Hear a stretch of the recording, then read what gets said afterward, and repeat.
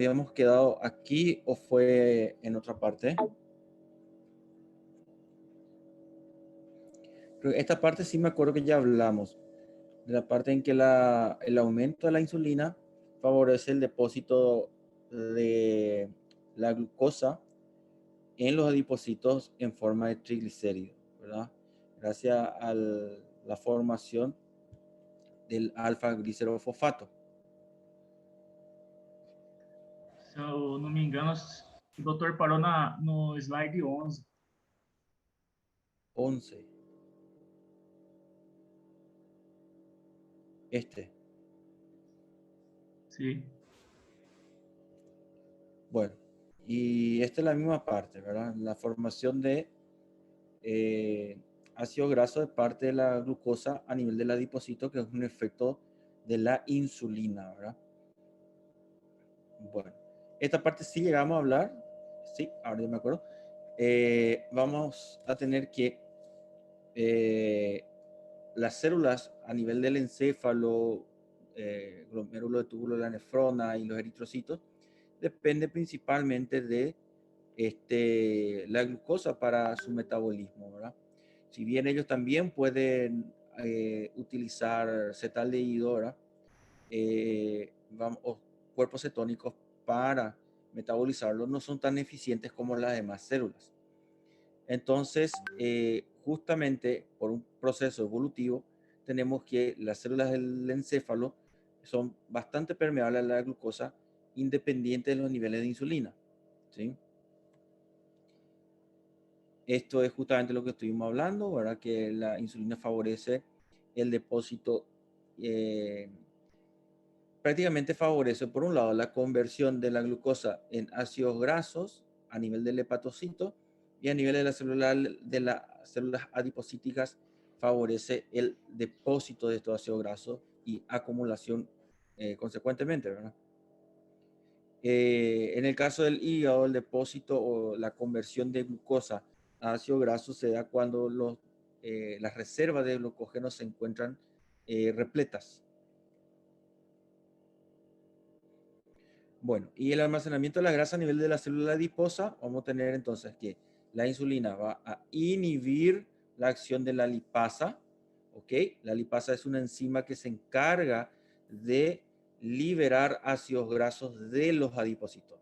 En este caso la insulina lo inhibe, ¿verdad? Impide que se libere grasas de los adipocitos y activa la otra vía en el cual favorece la formación de alfa-glicerofosfato, ya gracias al ingreso de la glucosa dentro del adipocito, que consecuentemente ayuda a la acumulación de triglicéridos dentro del adipocito. Es la función justamente del adipocito, el de almacenar grasas. Bueno, deficiencia de insulina, ¿ya? Es raro, tenemos algunas condiciones patológicas bien específicas que nos pueden dar una disminución de los niveles de glucosa, ¿ya? Pero cuando tenemos una deficiencia de la insulina, se da un rápido proceso de degradación de los ácidos grasos, principalmente para utilizarse como sustrato energético. ¿Por qué? Porque al no haber insulina o al haber deficiencia de insulina, tenemos que se utilizan la fuente alternativa de energía. ¿Por qué? Porque la glucosa no puede ingresar al interior de las células. Entonces, ¿por qué no ingresa la glucosa al interior de las células? Por deficiencia de insulina. Entonces, hay glucosa, pero no hay insulina. Entonces, hay energía circulando en el plasma sanguíneo, que es la glucosa, pero las células no pueden utilizar esa glucosa si no hay presencia de insulina. Entonces, empiezan a tener un déficit energético. Ahora, ¿qué hace la célula cuando no está logrando obtener su glucosa? Utiliza su vía alternativa metabólica de la obtención de energía, que en ese punto termina siendo los ácidos grasos y las proteínas, ¿ya?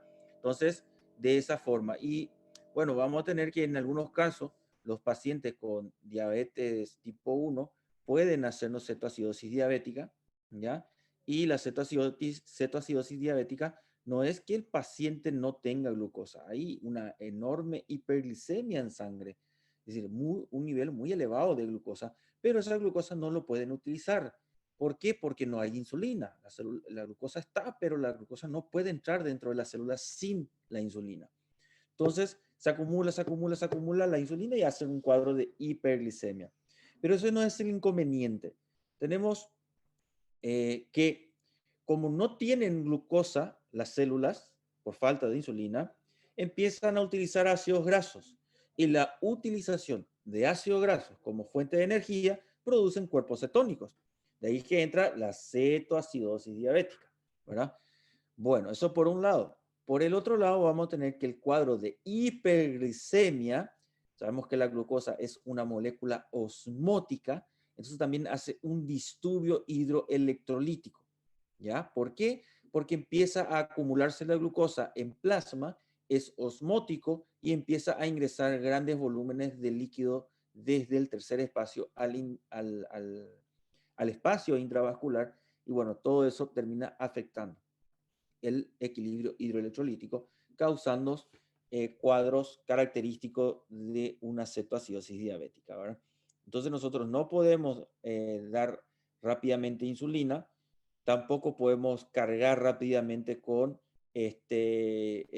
electrolitos al paciente porque va a descompensarle más, se hace paulatino, lentamente, se hace goteo de insulina con suero destrozado y bueno, eso de a poquito se va pasando a cierta velocidad en cierto tiempo en base al peso del paciente para compensarlo, pero no podemos compensar rápidamente por todos los disturbios que termina generando la deficiencia de insulina. Y bueno, esto fácilmente se ve un déficit de insulina en diabetes tipo 1 y el paciente debuta generalmente con un cuadro que es la cetoacidosis diabética, ¿verdad? Professor, Sí.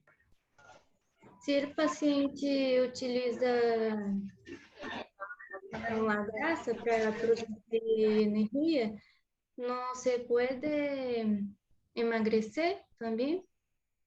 Sí, el paciente con diabetes tipo 1 pierde peso muy rápidamente.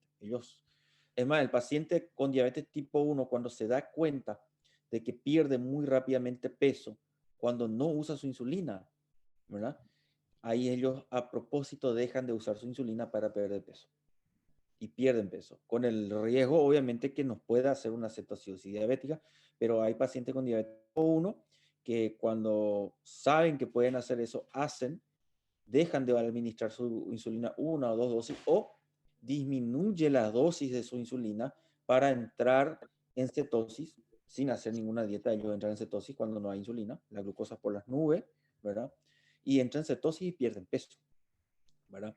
Entonces, cuando tenemos un paciente con diabetes tipo 1 que está perdiendo fácilmente peso y le preguntamos qué anda comiendo, ¿verdad? Hacemos un interrogatorio de 24 horas para evaluar qué estuvo comiendo y vemos que estás comiendo normal, pero pierde peso, ¿no? O sea, come más calorías de lo que él puede gastar y pierde peso.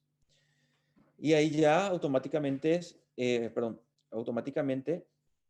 ya sospechamos de que está administrando o menos dosis de insulina o se salta algunas dosis o no lo está utilizando. Y ahí vemos la glicemia capilar y vamos a ver que la glucosa está muy elevada, ¿verdad? Y bueno, ahí ya nos damos cuenta enseguida de que está haciendo eso. Pero sí pierden peso. Também é mal você passar a degradar as proteínas, que assim perde sua massa muscular também. Sí, las proteínas se degradan a menor velocidad y con menos proporción en relación a las grasas cuando no hay un cuadro infeccioso, ¿verdad? Más bien se utiliza la cetosis, o sea, la glucosa, los ácidos grasos, ¿verdad? Pero el riesgo está en que o puede hacer una cetoacidosis diabética, el cual es grave y puede tener repercusión neurológica, o bien termina generando lesiones micro y macrovasculares y a largo plazo va a terminar con una insuficiencia cardíaca o una insuficiencia renal, porque ahí está la insuficiencia cardíaca diabetogénica, o bien termina con una lesión vascular a nivel del ojo, ¿verdad? Y tenemos no me viene el nombre. Glaucoma? No es glaucoma. Apatia? pérdida, pérdida de la visión por consecuencia de la diabetes, ¿verdad? O sea, el paciente queda ciego, pero por Retinopatia lesión diabética? microvascular. ¿Ah? Retinopatia diabética? Ah, ahí está, eso es el que no me venía, la retinopatía diabética, ¿verdad? Entonces, o termina con la retinopatía diabética, ¿verdad? Que la consecuencia final es ceguera, o bien termina con una insuficiencia renal por glomerulopatía diabética, ¿verdad? Entonces, esas son el riesgo que ellos corren al hacer ese intento de perder peso por esa vía, ¿verdad? La factura más cara de los beneficios. Bueno, el déficit de insulina va a provocar lipólisis de la grasa almacenada con liberación de ácidos grasos, ¿verdad?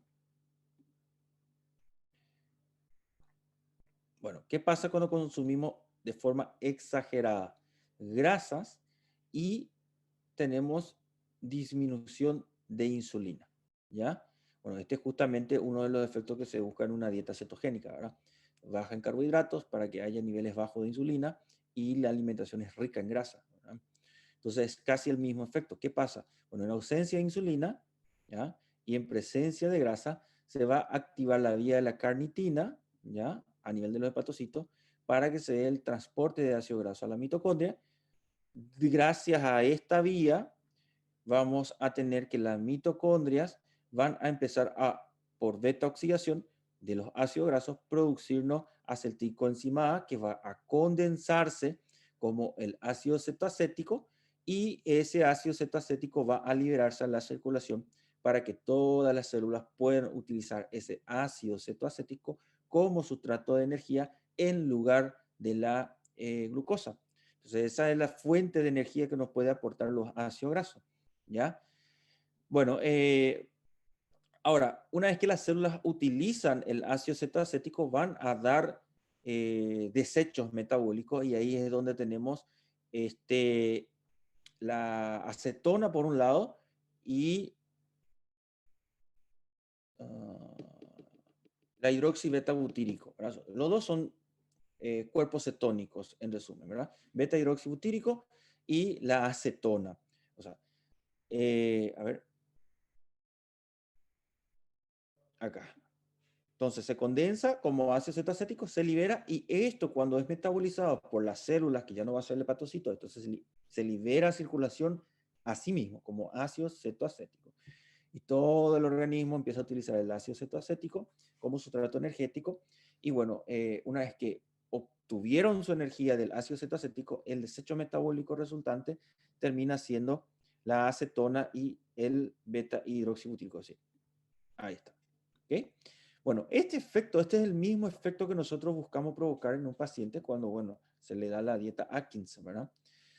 Y bueno, es el mismo efecto, ¿ok?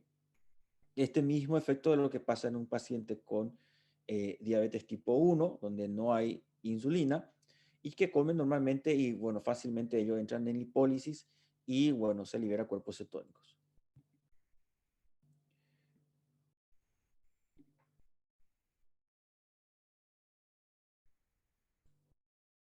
Bueno, en lo que respecta al metabolismo en la proteína, vamos a tener que la insulina favorece el ingreso de aminoácidos al interior de las células para la síntesis proteica. La insulina en sí es una hormona anabólica, es decir, se caracteriza por ser una hormona que nos va a permitir la construcción de tejidos, o sea, generar tejido, ¿ya? Entonces, la insulina de por sí va a estimular una mayor captación de cierto aminoácido al interior de la célula, ¿verdad? Entre ellos, por ejemplo, tenemos la valina, la leucina, la isoleucina, la tirosina y la fenilalanina. ¿Sí? Bueno, el efecto de la insulina, al ser una hormona anabólica, ahí, bueno, tenemos en la clase pasada ya le dije cuáles son las hormonas anabólicas, voy a repetirlo. Al ser una hormona anabólica, tiene efectos similares a la hormona del crecimiento a nivel de los tejidos y, bueno, a los andrógenos en las mujeres y la testosterona en los varones, ¿verdad? Entonces, el efecto es muy similar en ese sentido. Son hormonas anabólicas. el efecto sobre las proteínas, no sobre las otras vías metabólicas.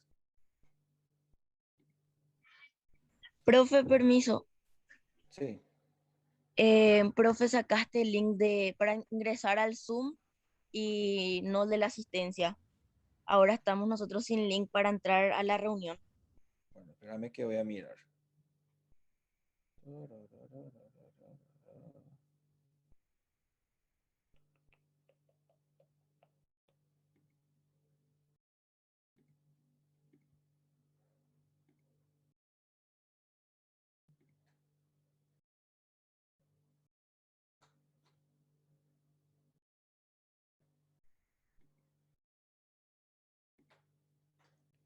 Ahí está. Ya está. Gracias.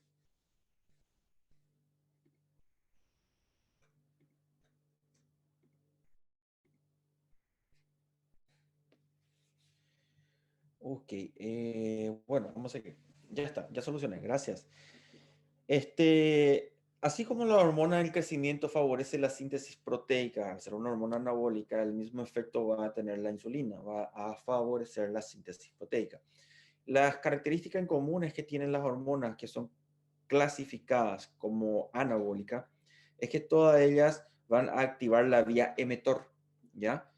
La vía mTOR es una vía caracterizada por la síntesis de proteína, ¿ok?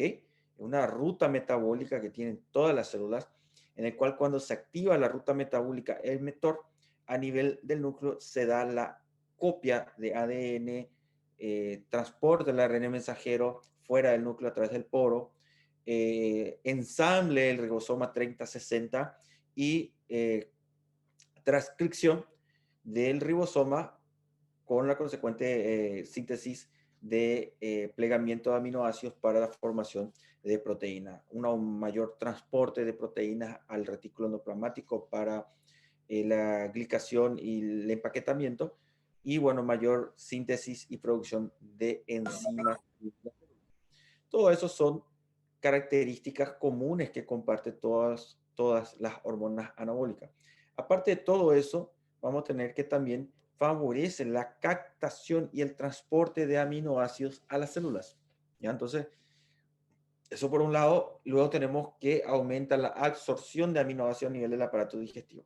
Todo eso son cosas en comunes que tienen las hormonas que son clasificadas como anabólicas. Entonces, al entender lo que hace una hormona anabólica y al saber que la insulina, la hormona de crecimiento y la testosterona son hormonas anabólicas, yo ya entiendo todo lo que va a hacer dentro del organismo esta hormona en lo que respecta a las proteínas, o la síntesis proteica, el transporte de aminoácidos, etcétera, ¿verdad? Bueno, entonces es eso.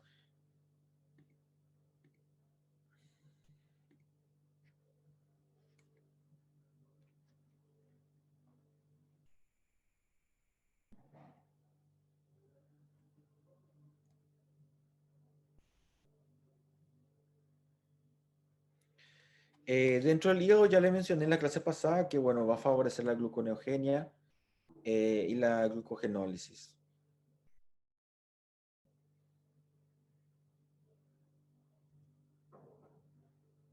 Perdón, al contrario, estoy viajando. Me fue raro lo que dije. Bueno, a nivel del hígado, ¿ok? La hormona es la antagonista del glucagón, ¿verdad? El efecto del glucagón es, en lo que respecta al glucagón, va a generar glucogenólisis y gluconeogenia. Ese es el trabajo del glucagón. Producir glucosa de nuevo y, bueno, la glucosa almacenada, soltarlo al plasma porque está faltando glucosa. Entonces, en la secreción de estas hormonas va a ser de la siguiente forma.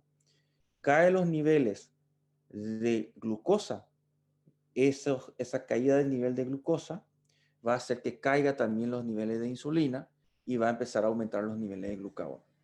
Al aumentar el nivel de glucagón, estimula la secreción de insulina y la formación de glucosa de parte del hígado en novo y la ruptura del glucógeno y liberación como glucosa libre del hígado. Entonces, el glucagón lo que tiene como función es liberar glucosa pero esa glucosa que está en el plasma no me sirve, necesita ingresar a las células. Por eso también estimula la liberación de insulina, el glucagón.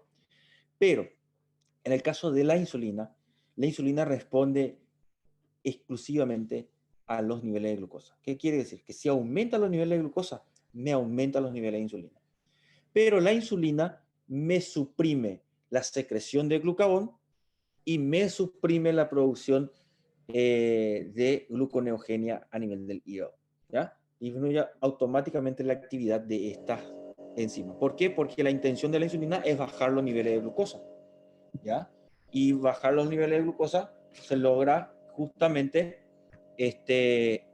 suprimiendo la formación de parte del hígado de glucosa, ¿sí? Que es la gluconeogenia y la glucogenólisis.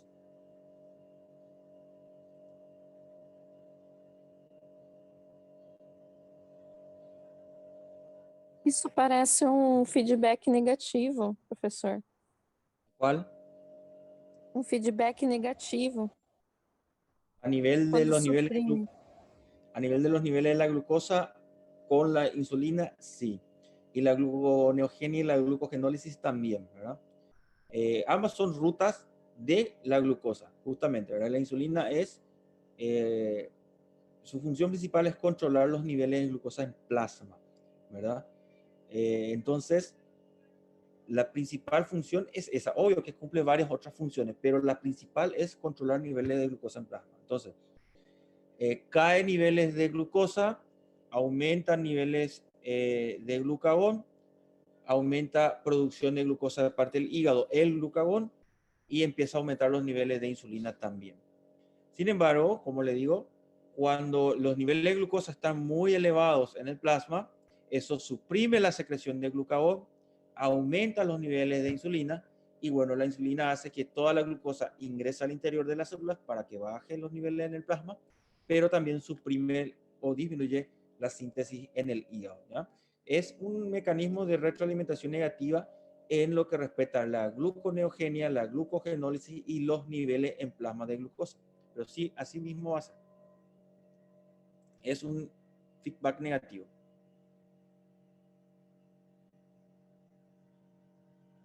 Bueno, aquí tenemos que la hormona del crecimiento, la insulina, son hormonas casi homónimas, ¿verdad? Tienen sinergia, es decir, ambas son necesarias para producir y posibilitar el crecimiento en nuestro organismo. Sin la insulina no se da el crecimiento y sin la hormona del crecimiento tampoco se va a dar el crecimiento tal cual, ¿ya? Entonces ambos son necesarios para poder permitirnos el crecimiento.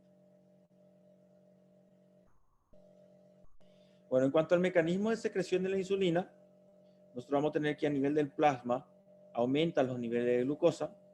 Esta misma glucosa va a ingresar por difusión facilitada por un gradiente de concentración al interior de las células beta del islote de Langerhans a través de una proteína denominada GLUT tipo 2.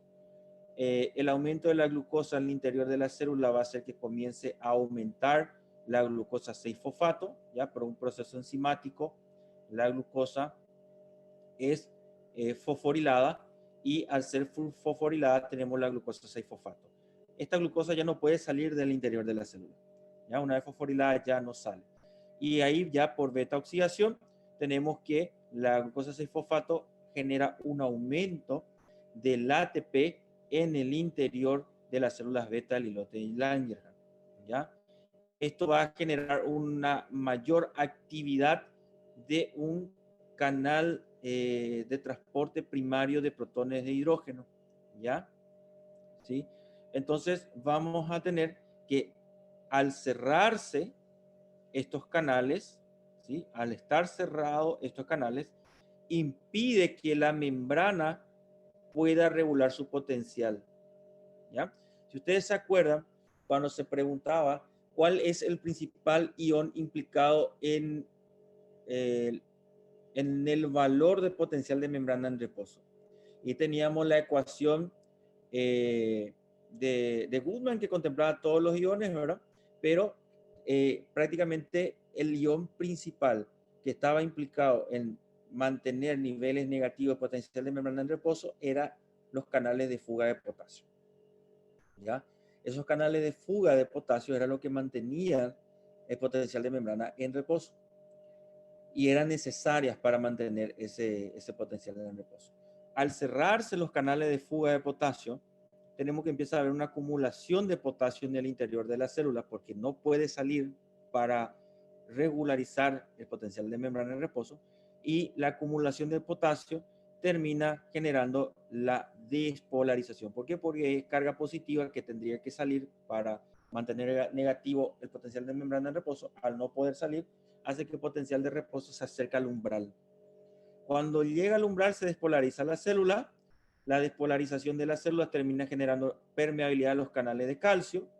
El ingreso del canal de calcio genera que precipiten las vesículas que contienen la insulina hasta la membrana, liberando la insulina. ¿Ya? De esa forma se da.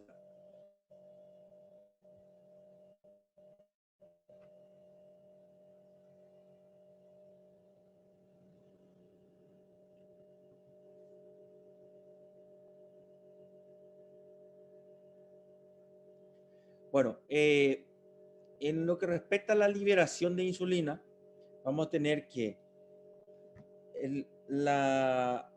los carbohidratos, que son los macronutrientes, tenemos carbohidratos, proteínas y grasas. Entre los macronutrientes, lo que estimula la secreción de insulina mayormente terminan siendo los carbohidratos. Ahora, no es el único que estimula la secreción de insulina. Vamos a tener que también las proteínas estimulan la secreción de insulina, ¿ya? Entonces, los carbohidratos y las proteínas pueden estimular la insulina. La diferencia está en que las proteínas estimulan la insulina mínimamente, ¿ya? No se compara con los carbohidratos. Yo creo que había una tabla.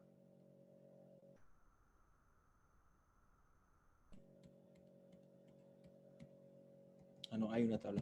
En el guide hay una tabla donde se compara el estímulo que genera los carbohidratos en la secreción de insulina y las proteínas, ¿ya? Pero ambos tienen la capacidad de poder estimular. Bueno, ¿qué puede aumentar la secreción de insulina? ¿Ya? Aquí tenemos. Aumento de la secreción, bueno, niveles de glucemia, ¿ok? Ya sea por la gluconeogenia del hígado, o bien la glucogenólisis, o por la alimentación, ¿ya? Un aumento de ácidos grasos en sangre, aumento de aminoácido en sangre, que por la ingesta de proteína va a darse, ¿ya? Hormonas, ¿ya? Que puede estimular la secreción de insulina, ahí son hormonas gastrointestinales, que ya llegamos a estudiar. El propio glucagón estimula la secreción de insulina, ¿ya? El glucagón tiene como función, el glucagón tiene como función aumentar los niveles plasmáticos de glucosa. ¿Cómo? Aumentando gluconeogenia en el hígado y glucogenólisis en el hígado. ¿Ya? Esa es la función del glucagón. Una vez que el glucagón logró aumentar los niveles de insulina, la otra función que tiene el glucagón es también la de estimular la secreción de insulina. ¿Por qué? Porque de nada nos sirve que aumente el glucagón los niveles plasmáticos de glucosa si esa glucosa no va a poder entrar dentro de la célula. Y son las células lo que están requiriendo de energía. Entonces el glucagón se secreta y automáticamente ya estimula la secreción de insulina y la liberación del hígado de glucogenólisis, que es un proceso bien rápido, y gluconeogenia constante. ¿Ya? Bueno, estimulación parasimpática, el páncreas recibe inervación parasimpática, ¿sí? Entonces, tiene la capacidad de estimular la secreción de insulina, y la estimulación de beta adrenérgica también. Ok. Cuando tenemos resistencia a la insulina, eso sería no a la secreción, sino a los efectos de la insulina, esa resistencia va a generar niveles glucémicos elevados, que es una de las condiciones que se dan en una diabetes. Y eso, bueno, va a consecuentemente generar una mayor secreción de insulina. Y las sulfonilureas, ya que justamente es un medicamento antidiabético, estimula la secreción de insulina directamente sobre las células beta, ¿ya? Si bien la sulfanilurea estimula la secreción de insulina en pacientes con diabetes, últimamente los estudios muestran que utilizar sulfanilureas en pacientes con diabetes no es tan beneficioso como se pensaba, porque si bien estimula mayor secreción de insulina de las células beta, esa mayor secreción de insulina va a generar que los pacientes son resistentes a la insulina, niveles altos de glucosa, más sulfonilurea, hace que las células beta tengan que secretar más insulina. El paciente ya es diabético porque las células beta no logran dar abasto a esos niveles de glucosa porque hay mucha resistencia a la insulina. Entonces, al dar sulfonilurea, estamos sobreestresando más las células beta y empiezan a morir las células beta, ¿ya? Y normalmente después de 2 años de estar utilizando la sulfonilurea ya no hace efecto en el paciente diabético porque sobreestresó mucho las células beta y disminuyó la población de células beta, lo que va a empeorar la diabetes en un futuro. ¿Ya? Por eso es que casi no se usa. Se usa cuando el paciente no tiene medio económico de obtener otra droga que es más costosa y bueno, tenemos como opción entonces esa droga en esa condición. Doutor, Sí. nesse caso aí, a questão da resistência vai ser quanto ao receptor ou é quanto ao transporte da GLUT4? Nesse caso de resistência à insulina, ela vai acontecer por qual motivo? Porque o receptor de insulina lá, o que tem alfa, a funcionalidade alfa e beta, não vai ter problema aí no receptor, ou o problema vai estar no transporte da glucosa lá, que é a transportadora, que é o GLUT4, né? Son varios factores realmente, no es solo uno, ¿verdad? En lo que se va descubriendo a nivel de la resistencia a la insulina, tenemos que los receptores de insulina son menos sensibles a la insulina, ¿ya? No por competencia, sino por activación misma. Otra es el segundo mensajero mismo de las células, y bueno, o menor receptores de insulina, ¿verdad? Todos ellos son factores que va a determinar una menor actividad de los receptores de insulina para los efectos de la insulina.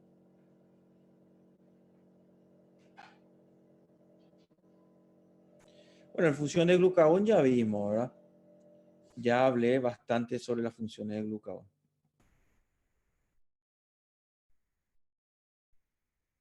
Esta es la vía de segundo mensajero que utiliza el glucagón a nivel del hígado. Una vez que se agota la reserva de glucógeno, el glucagón va a favorecer la gluconeogenia, pero ya a partir de aminoácidos, ¿ya? En el caso del glucagón tenemos que es una hormona catabólica, así como le llamamos hormona catabólica al cortisol, ¿ok? Es un antagonista de la insulina.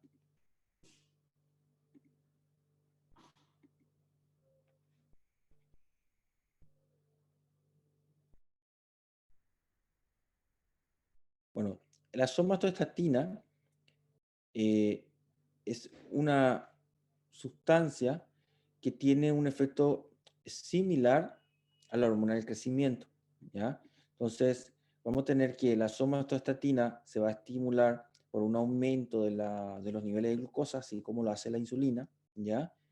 Y otro macro que puede estimular la secreción de somatostatina termina siendo los aminoácidos y los ácidos grasos. Entonces, tenemos que los 3 macronutrientes que podemos ingerir en una alimentación va a estimular la secreción de somatostatina, ¿ya?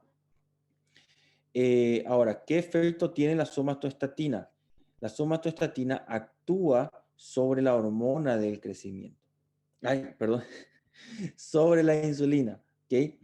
Ahora, ¿qué pasa con la somatostatina? Es un antagonista de los efectos de la insulina. ¿Se acuerdan que la hormona del crecimiento generaba resistencia a la insulina, a los efectos de la insulina? ¿Ya? Estimulaba la secreción de insulina, pero generaba resistencia.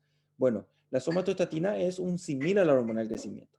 Entonces también genera una resistencia a los efectos de la insulina, ¿sí? Pero aparte de generar resistencia a la secreción de hormona del crecimiento, de la hormona, resistencia a la hormona insulínica, vamos a tener que la somatostatina puede inhibir la propia secreción de la insulina.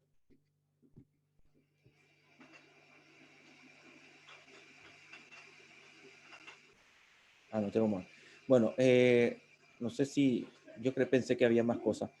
Bueno, vamos a tener que la somatostatina, por lo que vamos descubriendo últimamente, tiene una función. Anteriormente se creía que no tenía una función específica, ¿verdad? Pero hoy día se sabe o se estima que la función principal de la somatostatina es actuar sobre la secreción del aparato digestivo, ¿ya? Para que permita una mayor asimilación de los nutrientes. ¿Qué pasó? No vamos a ir a merendar. Yo también quiero ir a merendar, pero voy a terminar mi clase y vamos a ir a merendar. ¿Cómo te vas a decir? Bueno, entonces nosotros vamos a tener que la somatostatina es una hormona que hoy día la evidencia va mostrando que actúa sobre el aparato digestivo de tal manera de que pueda favorecer una mejor asimilación de los nutrientes. ¿Qué quiere decir eso? Un mayor efecto de las enzimas digestivas sobre el bolo alimenticio, mayor degradación por el efecto enzimático de estas secreciones y mayor absorción de los nutrientes. Entonces permite que se absorba más nutriente esta hormona. Eso es el efecto y eso es lo que se sospecha que hace, ¿ya? Entonces, el principal efecto de eso, ¿verdad? Bueno, uno de los que conocimos, uno de ellos, porque hay muchos tipos de somatostatina, la somatostatina C es una de las que nosotros llegamos a conocer, ¿sí? Solo una de ellas.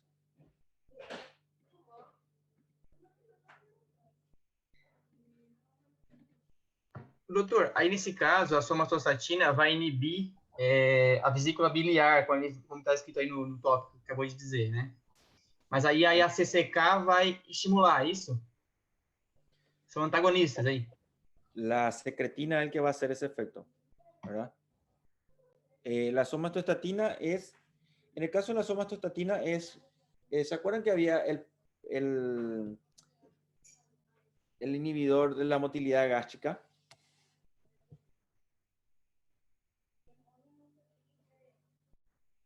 ¿Se acuerdan? Cuando las grasas ingresaban al aparato digestivo, nosotros teníamos que ser liberados. Colecistocinina, secretina y inhibidor gástrico. Péptido inhibidor gástrico. Bueno, la somatostatina tiene un efecto similar al péptido inhibidor gástrico. Va a alentecer el movimiento peristáltico de todo ello. Y también la secreción digestiva incluso disminuye la somatostatina. ¿Sí?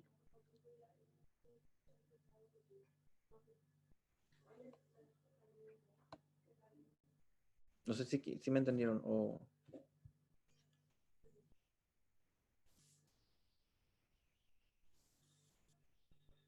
Sim, doutor, graças. ¿Sí?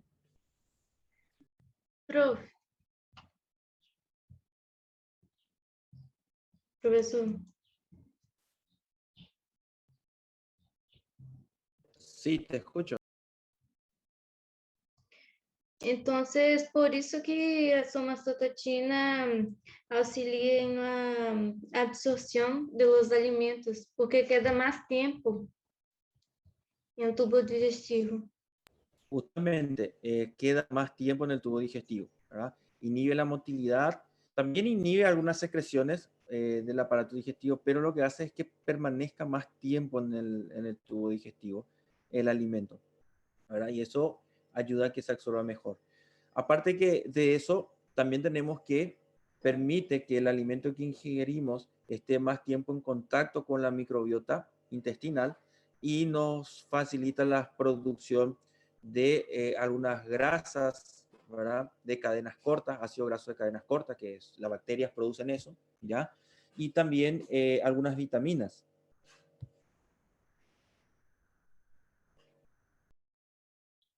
Ah, sim, graças.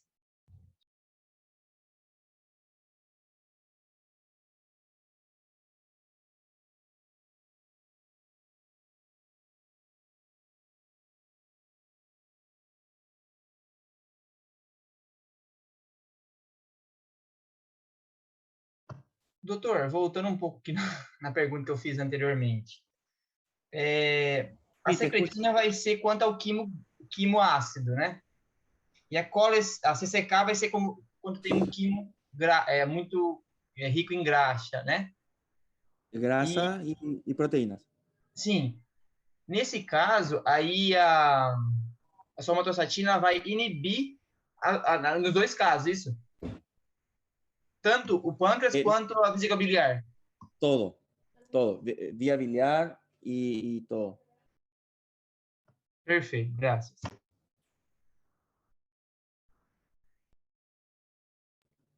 ver. No, ahí me escuchan, ¿verdad? Sí. Bueno, a ver.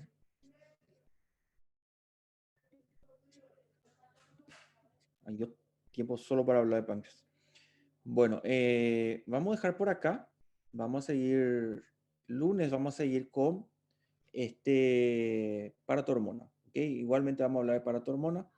Ese es un poquito más corto que páncreas. Páncreas es bien extenso. Paratormona es más cortito. Y después vamos a ir con la siguiente clase que, si no me equivoco, ya va a ser hormona femenina, ¿verdad? Así mismo. Doutor, Sí.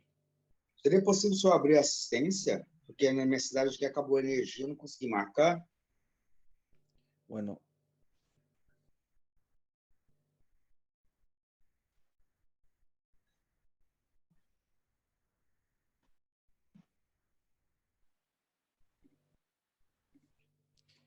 Ahí está, dejé habilitado.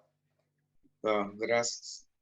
Bueno, lunes, por favor, me hacen recordar que tenemos que seguir con paratormona, ¿ok? ¿Estamos? Perfecto. Gracias, Quedamos así. doutor. Que tengan un excelente fin de semana. Chao, chao. Eu Só também. também. igualmente. Igualmente. Tchau, tchau.